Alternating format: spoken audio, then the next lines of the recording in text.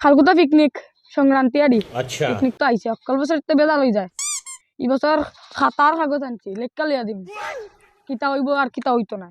ঠিক আছে রে মনা এরকম করলে কোনো অসুবিধা হইতো না। আচ্ছা খতম কথা পিকনিক খালি হানি সিঙ্গারের গান নি চলবো না না কুমার শানুরও গান চলতে লাগবে না না হানি সিঙ্গারের গান চলতে লাগবো বলে তোরা খা পিকনিক আমি খাইতাম না তোরা ব দুইটারই গান চলবে আচ্ছা মুরগের মাংস হইলে হইতো না ফাটার মাংস লাগবো কিন্তু। টাকা কত দিছ রে কত 4 টাকা 20 টাকা। তাইলে তুই বাদ দে তুই বাড়িতে যাওয়ার সময় কামড়ি খাইয়া বাড়িতে যাই গিয়া তোর পিকনিক করা লাগতো না 20 টাকা হলে পিকনিক খেতে যা ওরা ওই ইটা বাদ দে আমার কথা এখন শুন কিতা মদ কিন্তু 1-2 বোতল হইতো না 1 কার্টন লাগবো কিতা মত কিতা লিখেনতে